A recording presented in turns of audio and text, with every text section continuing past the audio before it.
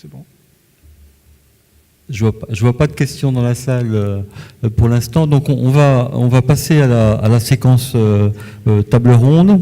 Donc je vais appeler Elisabeth Beau qui était bien occupée aujourd'hui, mais qui vient de nous rejoindre. Et puis Vincent Lay qui est ici.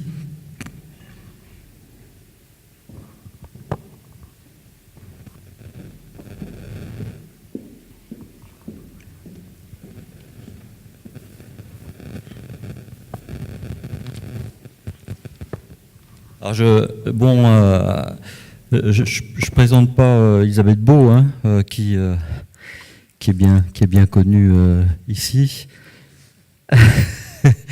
Je présente par contre Vincent Lay, parce que vous me corrigerez, mais vous êtes en fait Vincent Lay, vous êtes ancien consultant, on dit bien Lay, hein, ancien consultant en organisation hospitalière.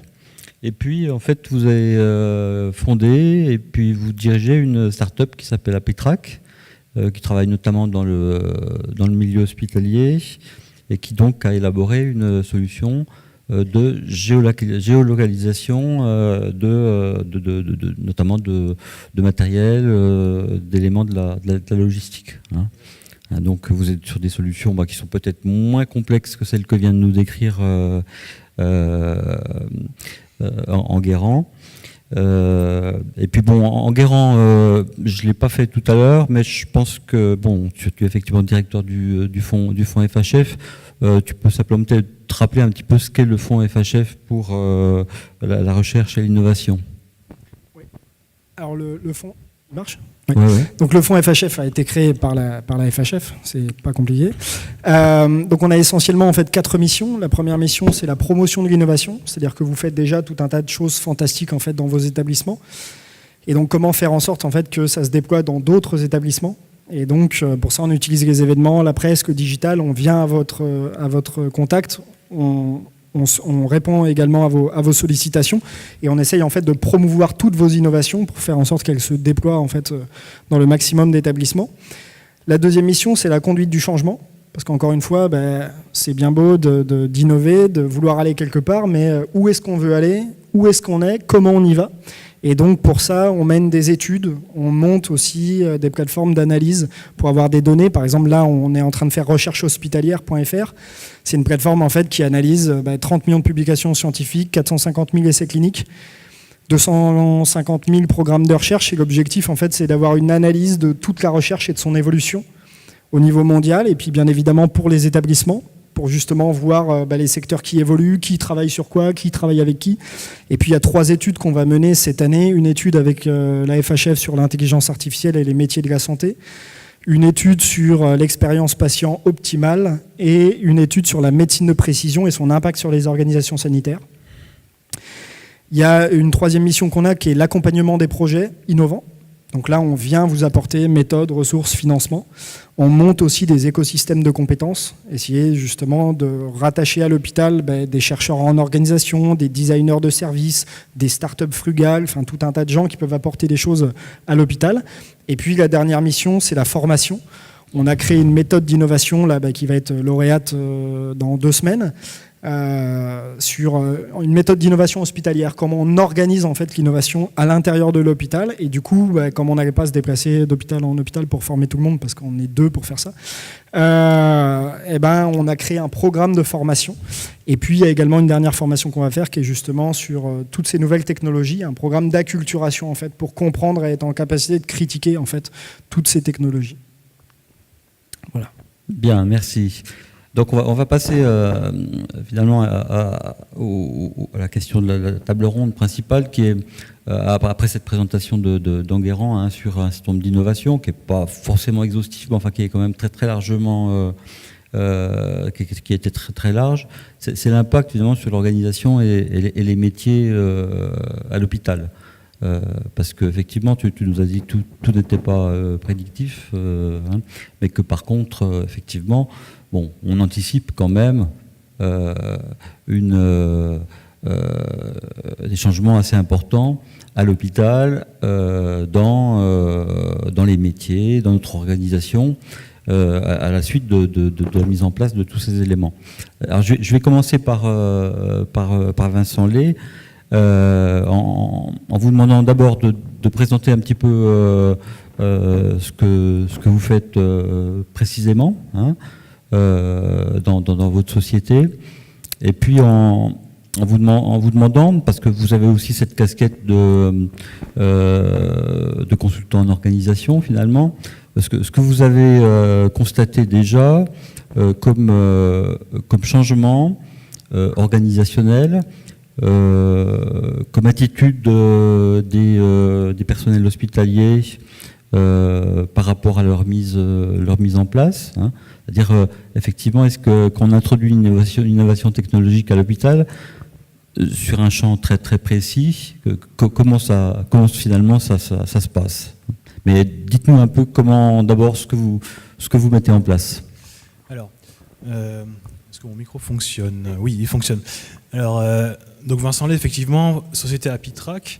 Donc moi, effectivement, j'ai fait entre 7 et 8 ans, environ 7-8 ans de conseil en organisation hospitalière dans un cabinet de conseil qui s'appelle Adopal, donc pharmacie, bloc opératoire, circuit logistique, etc. Et en fait, j'ai fait pas mal de constats dans ces années conseil de difficultés d'organisation et difficultés logistiques qui peuvent être résolues avec des innovations qui ne sont pas forcément des innovations de rupture fondamentale, hein, mais ce sont des innovations qui existent dans d'autres secteurs d'activité. Et ça, c'est ma culture d'ingénieur, on va dire, qui a apporté ces innovations à la santé. Donc elles existent, c'est pas elles fonctionnent très bien, il faut les apporter et les adapter à la santé. Donc finalement, j'ai créé la société Happytrack avec un premier produit qui était géolocalisé du matériel médical, alors typiquement des brancards, des fauteuils roulants pour les urgences, parce qu'ils n'arrêtent pas de courir après, c'est assez anxiogène d'avoir à 17h, bon bah voilà, j'ai plus de brancard disponible aux urgences, je sais qu'il va y avoir des patients qui vont arriver, hein, forcément, mais je ne sais pas trop quoi en faire. Et puis finalement, bon bah j'ai 5 brancards qui servent de lit en fait. Donc pourquoi acheter des brancards alors que je pourrais acheter des lits, les patients ils seraient plus confortables. Enfin, donc il y avait tous ces aspects-là. Donc nous on a commencé comme ça, avec une technologie assez particulière, avec un accent assez fort mis sur la simplicité d'installation et d'utilisation. Donc je ne vais pas rentrer dans le détail de la technologie, ça ne sert à rien, mais vraiment comprendre ça en fait, parce que ça, je pense que c'est important en termes d'acceptation. Il ne faut pas que ce soit une usine à gaz, à la fois pour l'installation, parce que sinon, on connaît les difficultés aussi en personnel, hein, que ce soit par exemple sur les DSI, sur les travaux, etc. Si on commence à leur expliquer qu'il faut câbler, qu'il faut ouvrir je ne sais combien de ports, etc. à la DSI, on n'a pas fini de vendre. Et du coup, l'innovation ne va pas prendre. Et la facilité d'utilisation, pourquoi ? Parce que finalement, moi je prends l'exemple d'un cadre des urgences. Sur son ordinateur, il y a quoi ? Il y a déjà 4-5 logiciels qui tournent. Lui rajouter un 6e logiciel avec un mode d'emploi compliqué, etc. Non, il faut juste un écran, pas plus, avec 3 clics d'action de base. Donc nous, on a vraiment cette action-là. Et en fait, la chance d'approcher le marché comme ça, en mode start-up, et moi je tiens aussi à ça, c'est d'avoir une flexibilité. C'est très important en fait à comprendre. Ça veut pas dire qu'on ne sait pas ce qu'on fait, ça ne veut pas dire qu'on n'a pas de produit. Mais c'est super important pour nous, start-up, d'avoir des expériences terrain. Parce que finalement, nous on a commencé en faisant des pilotes à l'Institut Curie, dans une clinique, ensuite à l'hôpital d'Annecy. Si on avait figé le produit dès le début, on ne serait pas là où on est, parce que finalement, nous on connaît des produits concurrents dans d'autres pays qui n'ont pas pris parce que c'est des produits utilisés par les DSI. Alors que là, c'est des produits utilisés par les infirmières. Donc voilà, donc on a cette flexibilité de produits qui, pour moi, est nécessaire pour que l'innovation prenne. Et finalement, nous, ce qu'on constate aussi sur le terrain, c'est qu'on maîtrise une technologie, donc de base, une technologie de géolocalisation, et après, les usages, en fait, ils vont diffuser. C'est-à-dire que voilà, on commence, vous pouvez faire du tracking de brancards.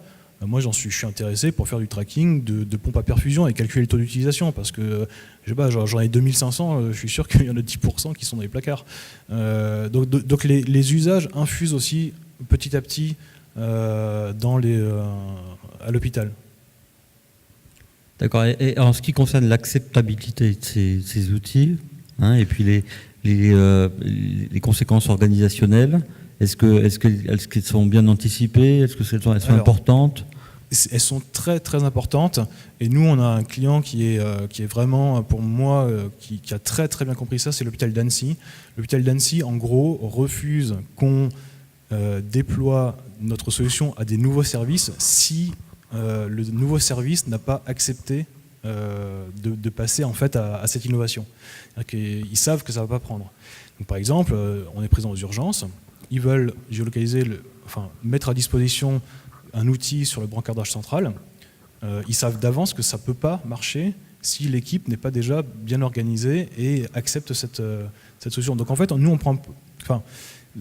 je pense que la sagesse, alors ça ne va pas forcément dans notre sens parce que ça rajoute un peu des mois de décision, mais disons que là où les meilleurs résultats qu'on a, c'est quand l'organisation est compatible avec l'innovation. Et ce n'est pas quand l'innovation vient bousculer l'organisation en fait. Mais justement, et puisque là je fais référence à votre expérience en organisation, est-ce qu'il ne faut pas justement générer auparavant une phase d'audit de l'organisation et de modification des organisations, ou bien est-ce que finalement on le fait au fil de l'eau? On peut, je pense que ça va être un peu un cas par cas. Moi je prends par exemple, on a installé cet été au CHU de Grenoble, effectivement, ils ne se sont pas posé la question de quelle organisation on a. Du coup, il y a un utilisateur dans son coin. Pour l'instant, c'est pas génial comme acceptation de l'innovation. Donc, alors effectivement, cet utilisateur, il est en train de se rendre compte qu'il va falloir réorganiser son équipe pour que les autres personnes puissent mieux utiliser les outils. Mais pour répondre un peu à ta question, nous, on s'est posé la question sur la définition de l'innovation. Parce qu'on nous a dit, vous allez vous occuper de l'innovation. Okay, qu'est-ce que c'est? Parce qu'on entend beaucoup ce mot, et donc on s'est posé cette question. Il y a plein de définitions possibles, et la définition que nous, on a trouvée, c'est que c'est la rencontre des inventions et des usages. Et donc, si tu ne réponds pas aux usages, ça restera qu'une invention. C'est-à-dire c'est quelque chose qui a été imaginé, qui ne sera jamais utilisé. En fait, c'est ça la différence entre les deux. C'est quand il y a deux exemples qu'on donne assez souvent. Je vais juste donner l'exemple de l'iPhone. Quand Apple a créé le smartphone, il n'y avait pas une technologie à l'intérieur qui avait moins de 5 ans. C'est-à-dire qu'entre le moment où Apple a créé et sorti l'iPhone et 5 ans avant, n'importe qui d'autre aurait pu le faire. Mais c'est les seuls à s'être dit on va prendre toutes les inventions qu'il y a dans l'iPhone et on va créer l'iPhone, on va créer cet usage, on va créer cette innovation en fait. Et c'est extrêmement important de travailler sur les usages. Si tu ne travailles pas sur les usages, les gens n'utiliseront jamais tes trucs. Alors après, il y a du coup des innovations, si tu veux, qui rentrent tellement dans les usages, mais qui offrent après des nouveaux possibles. Et c'est par ces nouveaux possibles que ça bouleverse en fait les organisations. Mais à la base, il faut que ton innovation, elle s'adapte en fait à comme les gens font actuellement. Et c'est eux après qui vont modifier parce que ça leur offre des nouveaux possibles. Tout en sachant que je pense que j'utilise peut-être que 10% ou 5% des possibilités de mon iPhone. Hein. Je pense que je ne suis pas le seul. Je vais passer une question à Elisabeth, parce que, Elisabeth, tu vas un petit peu nous représenter la vision quand même du terrain, mais aussi d'une certaine hauteur de vue, parce que, c'est pas un secret, tu arrives au terme de ta carrière hospitalière, tu as été effectivement directrice adjointe, directrice d'hôpital, DG maintenant. Tu as travaillé en ARH, tu as travaillé à la MEA, qui, je rappelle, était la mission d'expertise et d'audit des hôpitaux, et qui a donné naissance ensuite à l'ANAP. Donc tu as quand même pas mal d'expérience sur la conduite du changement, et puis finalement la mise en place d'innovations aussi bien organisationnelles que technologiques dans les hôpitaux. Je voudrais savoir un petit peu, déjà par rapport à l'expérience de Dijon, finalement par quoi ça se traduit concrètement aujourd'hui sur l'évolution des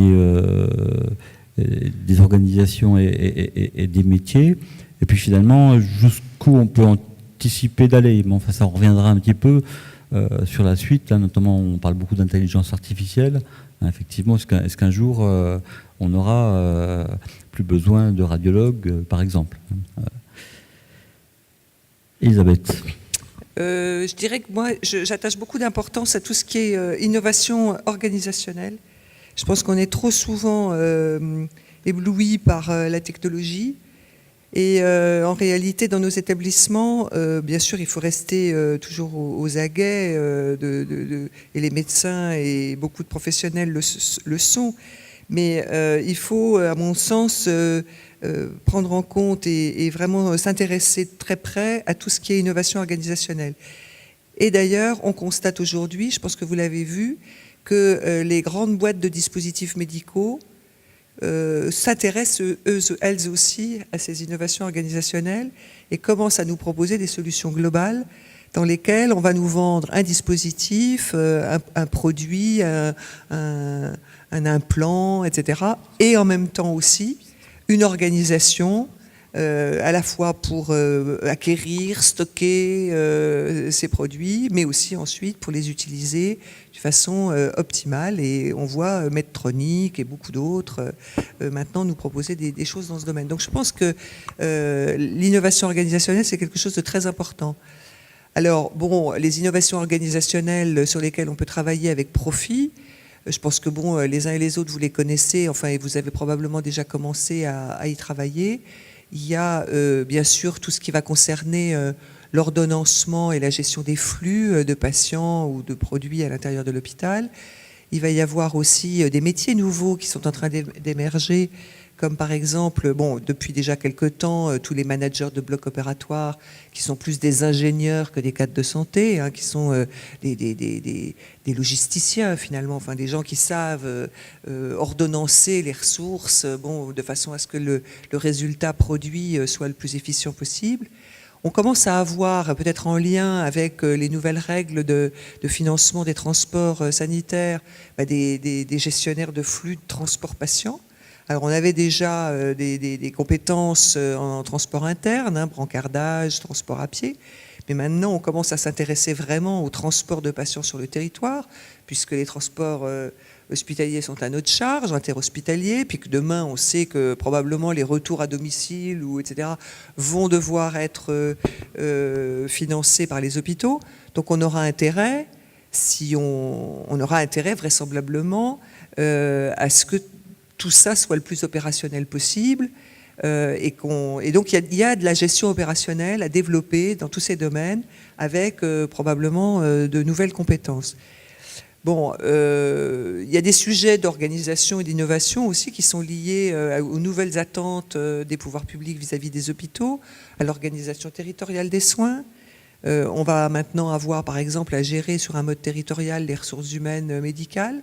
Je pense qu'il y a des innovations organisationnelles à trouver. Et je sais que l'atelier hier sur les ressources médicales y a fait allusion, mais sur les modes de coopération, la façon dont on va les organiser. Et là, on revient directement à des choses extrêmement proches de l'humain.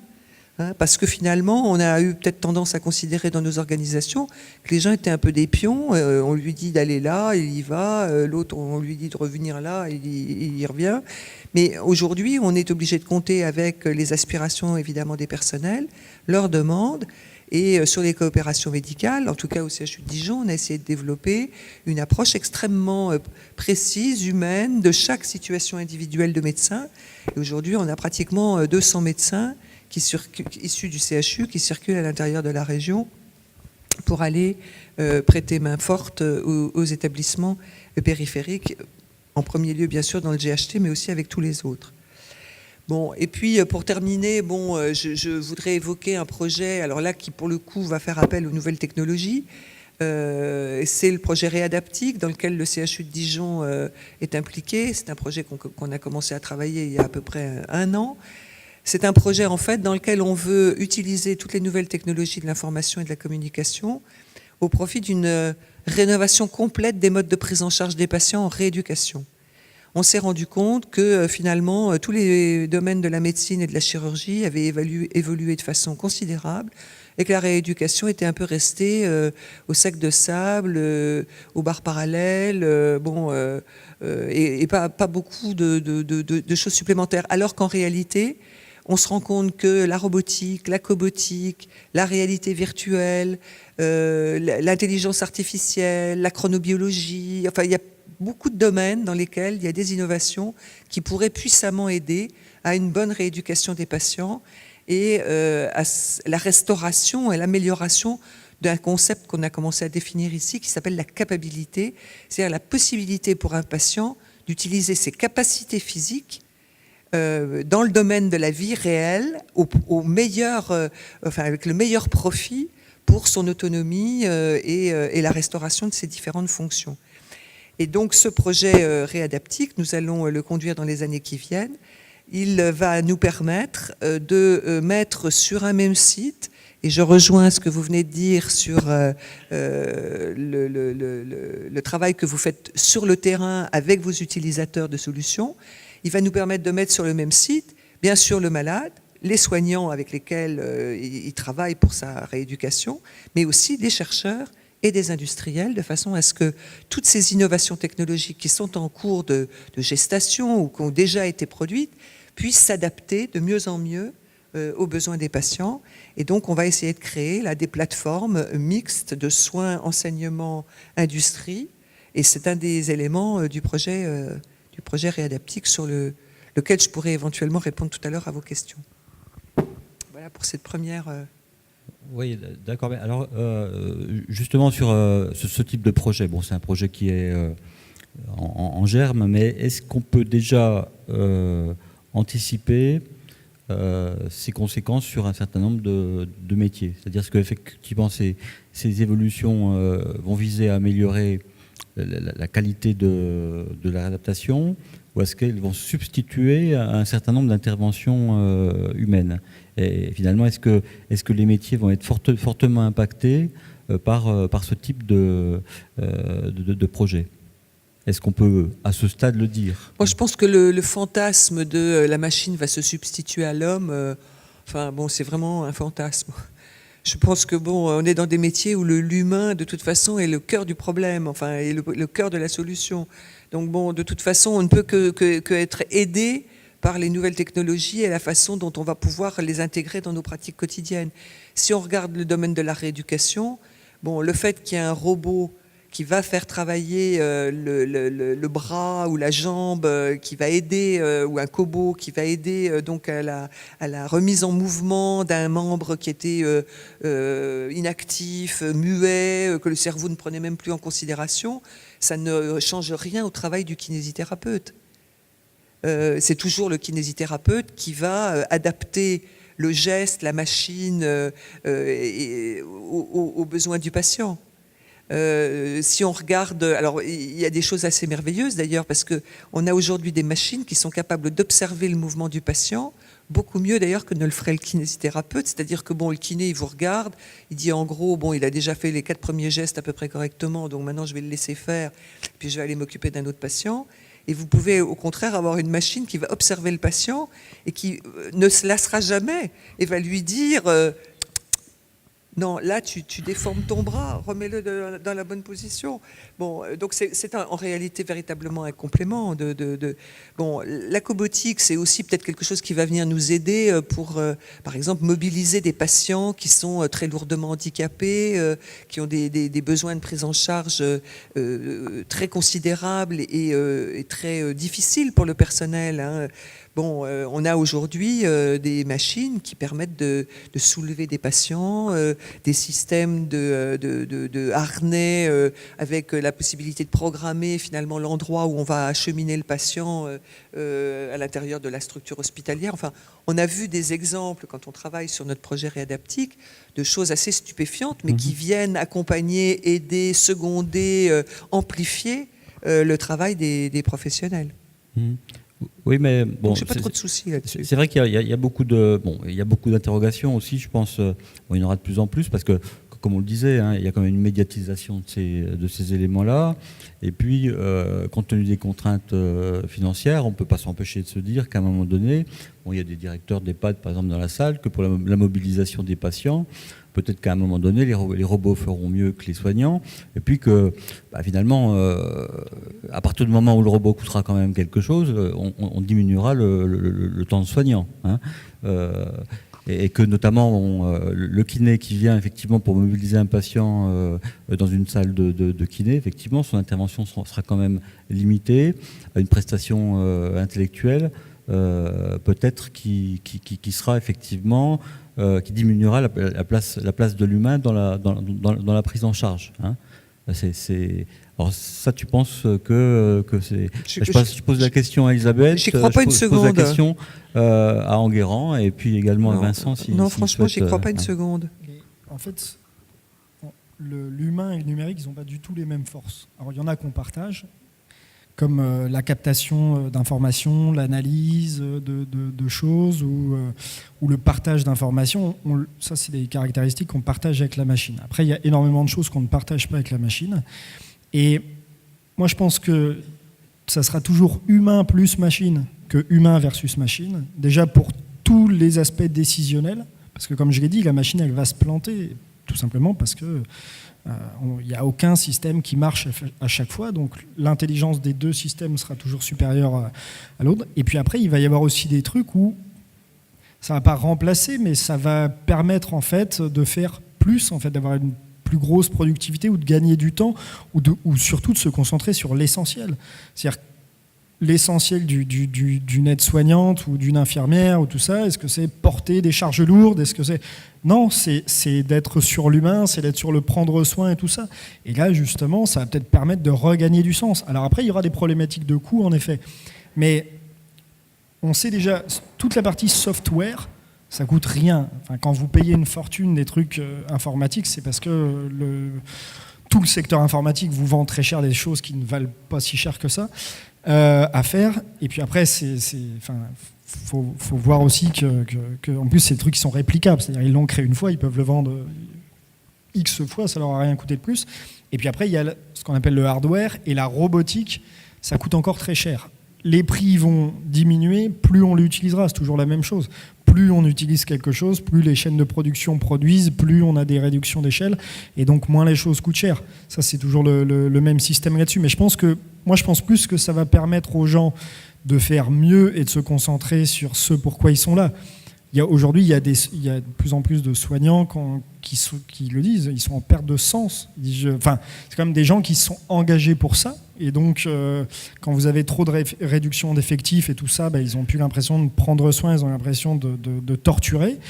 Et à ce moment-là, il y a une perte de sens totale. C'est peut-être des systèmes qui, justement, leur permettront de regagner du sens parce que de se concentrer sur l'essentiel de ce pourquoi ils sont là. Alors, oui. Et puis après, si tu veux, nous, c'est pour ça qu'on a lancé l'étude avec la FHF, où on va vraiment analyser 241 métiers, plus de 3000 tâches, et sur chacune de ces tâches, l'impact des différentes technologies numériques. Parce qu'on a appelé l'étude intelligence artificielle et métiers, mais elle est plus vaste que ça. Et on a regardé l'acceptabilité aussi. Est-ce que les gens sont prêts à se faire remplacer? Parce que si tu as un robot qui fait mieux, mais que le patient, il veut pas un robot, en fait, on sait que sur le soin, ça va mal se passer. Donc là aussi, c'est avant tout des choix de société, en fait. C'est qu'est-ce qu'on veut. C'est des questionnements qui sont plus profonds que simplement est-ce que la machine est capable de faire et la machine est plus rentable. Et donc voilà, parce que l'objet qu'on manipule, c'est l'humain.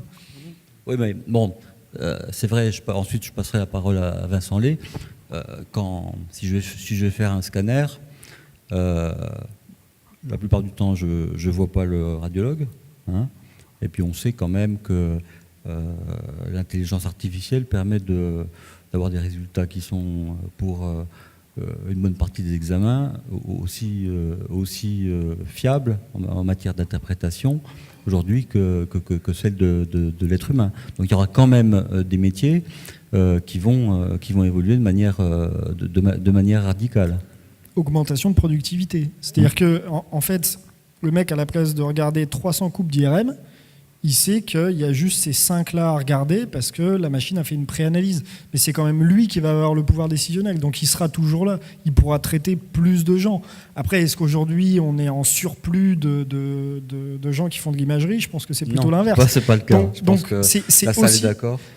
Voilà. Donc, tu vois que là, c'est justement, la technologie, c'est... Mais je suis totalement d'accord avec ce que vous avez dit. On est très focus sur la technologie. La technologie, c'est justement la partie invention de l'innovation. Donc, c'est l'outil, en fait. Et par exemple, ce que font Happytrack, c'est justement de l'innovation organisationnelle parce qu'ils apportent un outil. Donc, on peut faire, grâce à cet outil, des innovations organisationnelles qu'on ne pourrait pas faire sans cet outil.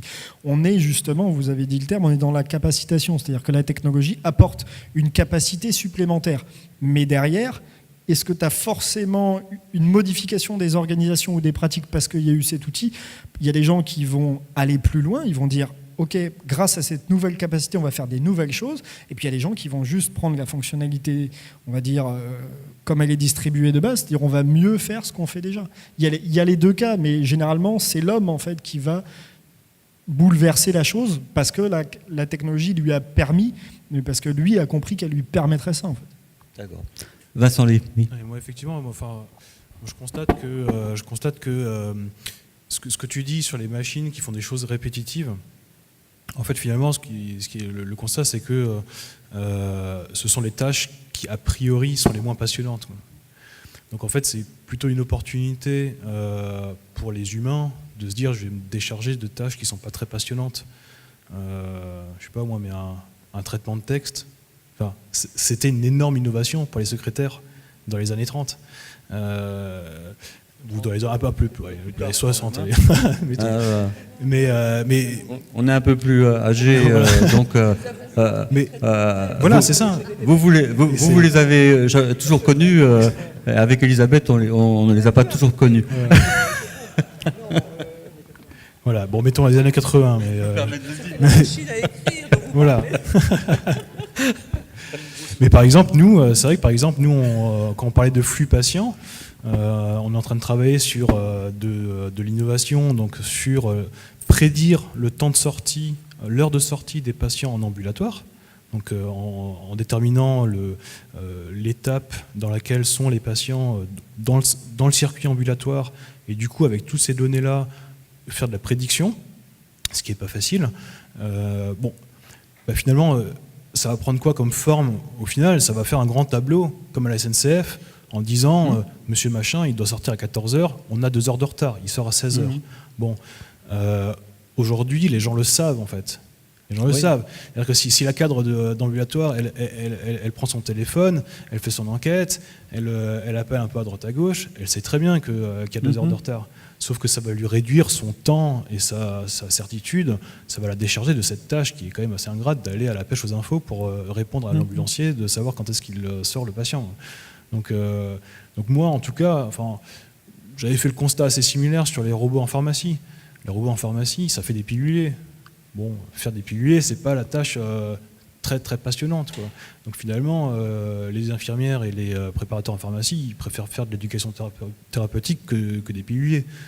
Donc voilà, moi en tout cas, ma vision de l'innovation, en tout cas dans un monde professionnel aussi, dans un monde où on est, c'est une industrie, on est là quand même pour faire fonctionner un système. Ce qui marche, c'est quelque chose qui optimise les choses. C'est rarement des innovations très disruptives. Une question à Elisabeth, c'est la problématique quand même de l'évolution aussi des problématiques de formation des personnels dans ce contexte-là, parce que, bon, que ce soit l'innovation organisationnelle ou technologique, elle amène des changements. Elle amène aussi l'utilisation de machines pour des personnes qui ne sont pas forcément formées au départ à leur utilisation. J'ai connu, je pense toi aussi, le moment où on a introduit l'informatique dans les hôpitaux de manière un peu sérieuse et où les gens ne savaient pas ce que c'était qu'une souris, quoi. Oui. Donc il fallait commencer par le début.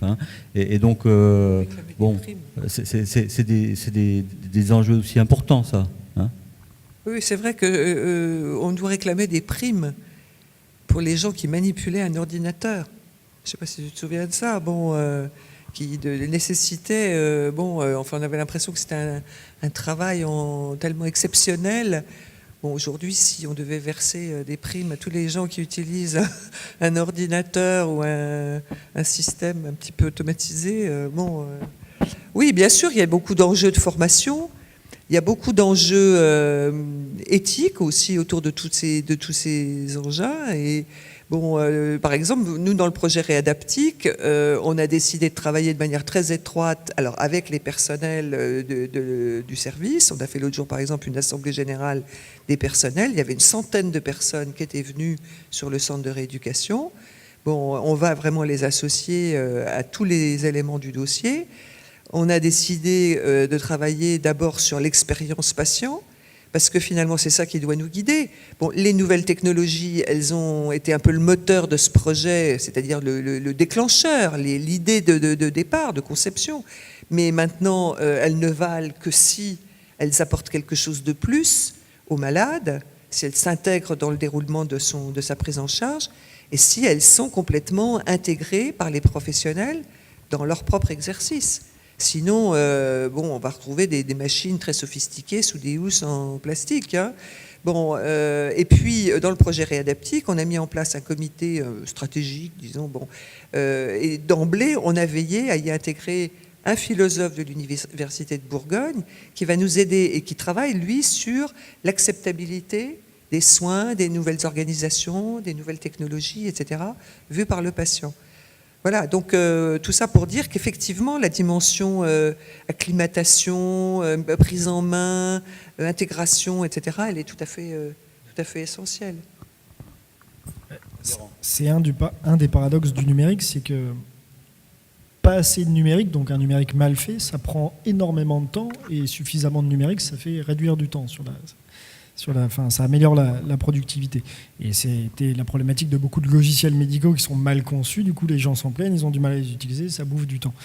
Sur la formation, je pense que les plus gros bouleversements, ça va plus être sur la formation, sur les nouveaux types de métiers, parce que oui, comme les gens devront se concentrer sur d'autres tâches, il faudra du coup modifier les formations, peut-être les réduire en temps, parce qu'il y aura moins de choses, mais pas forcément. Pourquoi ? Parce que pour moi, il y a quelque chose d'important, ça va être la capacité à faire sans la machine. Parce qu'il pourrait y avoir des cas où, par exemple, la machine dysfonctionne totalement, il n'y a plus d'électricité, il n'y a plus de ceci, il n'y a plus de cela. Il peut toujours se passer des choses, et s'il n'y a plus personne ne sait faire sans la machine, c'est juste une catastrophe. Et puis tout simplement parce que la machine fait des erreurs. Et donc il faut être en capacité de critiquer, et c'est ce que je détaillais dans l'autonomie de jugement, l'état agentique. Si vous n'êtes pas suffisamment formé, vous n'êtes pas suffisamment en confiance, et donc vous vous mettez totalement en état agentique de la machine, et vous ne faites qu'obéir à ses décisions. Et lorsqu'elle fait une erreur, parce qu'elle en fait, c'est tout simplement la loi des grands nombres. Hein. Si vous faites 0,01% d'erreurs, mais que vous traitez des milliards de choses, vous faites des millions d'erreurs. C'est comme ça. Et donc, ça fait des erreurs. Et là, il faut avoir été bien formé pour être en capacité de critiquer le résultat et dire « je ne suis pas d'accord ». Bien, donc il y aurait une acculturation à ces technologies. Tout à fait. Aussi. Donc,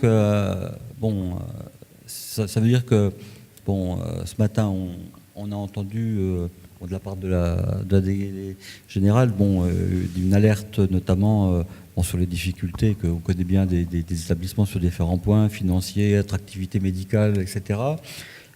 Finalement, l'évolution technologique et organisationnelle, c'est quelque chose qui doit plutôt nous rendre plus optimistes. Hein. Complètement. Enfin, je pense que l'hôpital est un des premiers lieux d'innovation dans notre pays. Dans tous les domaines, technologiques bien sûr, scientifiques, mais organisationnels, humains. Enfin on est toujours en train de nous présenter comme un espèce de vieux truc immobile, alors que si on regardait les évolutions qu'on a connues, qu'on a poussées et portées les uns et les autres depuis ne serait-ce que 10 ans, 15 ans, 20 ans, c'est exceptionnel. Donc moi je pense qu'il ne faut pas, d'abord il ne faut pas rougir de tout ça, on doit au contraire en être extrêmement fiers, et puis on est capable d'accueillir avec enthousiasme toutes les innovations qui vont arriver, et de les maîtriser et de les utiliser au mieux des possibilités, et de l'intérêt des patients. Bon, après, la question qui est posée, elle a été évoquée, c'est qu'aujourd'hui, on a toujours tendance, enfin en tout cas dans le discours économico, à nous dire que toute innovation technologique doit être immédiatement payée en emplois sonnants et trébuchants. C'est une conception totalement absurde. Bon, parce qu'en réalité, ça n'est pas possible.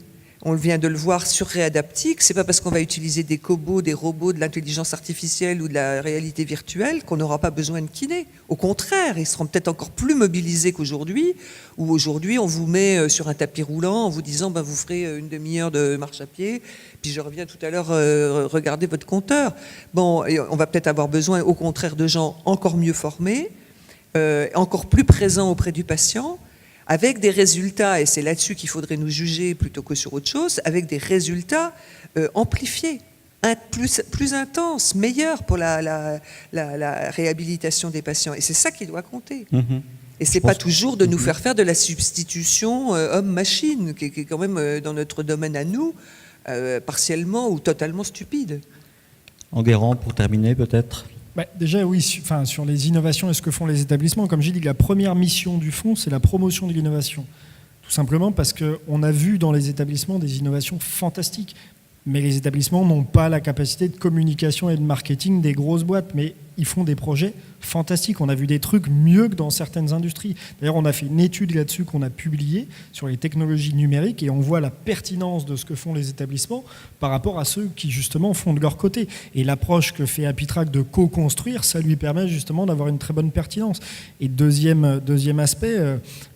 est-ce que l'innovation, ça coûte forcément plus cher ? Encore un bon exemple avec Apitrac.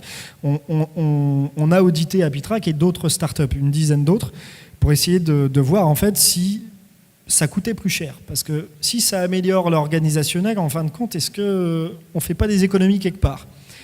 Et en fait, c'est ce qu'on appelle l'innovation frugale. C'est des innovations en fait où, en vous en dotant, ça vous permet de faire plus d'économies que si vous ne les preniez pas.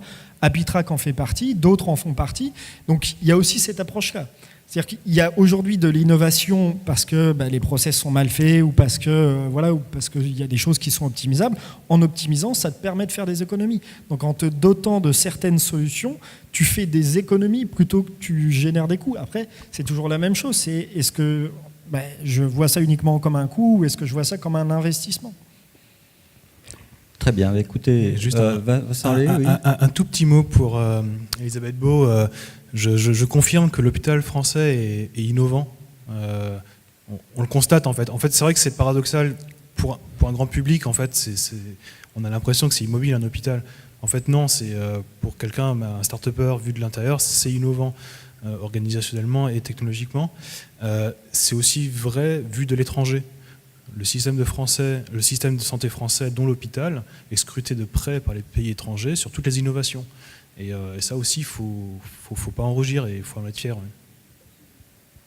Très bien, merci. Donc on finit ce forum par une note plutôt optimiste, alors que dans votre quotidien à toutes et à tous, on n'a pas toujours l'occasion d'en avoir. Je vous remercie pour votre contribution à cette table ronde. Je vais demander à Sevena de monter sur scène et puis Elisabeth. Mais là, en tant que vice-présidente de la FHF Bourgogne-Franche-Comté, puisque le président est parti, simplement pour clore ce quatrième forum. Moi, je voulais, avant de laisser la parole à la vice-présidente qui nous dira quelques mots. Elle ne les a pas préparés, mais elle sait faire, elle a l'expérience. Je voulais... vous êtes plus très nombreux à cette heure-là, c'est pour ça qu'on tient à finir assez tôt le vendredi. Vous remercier d'être venus pour ce quatrième forum. Je voudrais également remercier l'ensemble des équipes techniques, aussi bien au niveau du Palais des Congrès que des différents prestataires d'ERAL, et puis évidemment d'ERAL pour toute la logistique. nos partenaires commerciaux qui sont nécessaires pour que vous puissiez participer à des forums à des coûts qui sont corrects, et puis en plus à avoir des échanges. On va recommencer l'an prochain, si vous le voulez bien. On sera certainement à Besançon. On vous donnera la date. Et puis on réfléchira à une thématique. Et j'espère que la thématique de cette année, l'augmentation du nombre d'ateliers hier, vous ont convenu. Je vais laisser la parole à Elisabeth. Écoutez, je vais être brève. Je vais vous féliciter d'abord d'être restés cet après-midi, même peu nombreux, mais il y a une intensité, une qualité qui mérite d'être soulignée. Je veux remercier nos 2 délégués régionaux qui font un travail formidable au profit de l'ensemble de nos établissements sanitaires et médico-sociaux. Et bravo pour l'organisation, une fois de plus, de ces journées. Vous avez fait un truc formidable. Donc bonne chance pour l'année prochaine. Je n'y serai pas, mais je penserai beaucoup à vous. Et puis merci à Zeynab qui est venue honorer de sa présence, de son sourire, ces journées. Voilà, bon, écoutez, bon retour dans vos établissements. Très bon week-end à tous. Au revoir. Merci à tous et à toutes.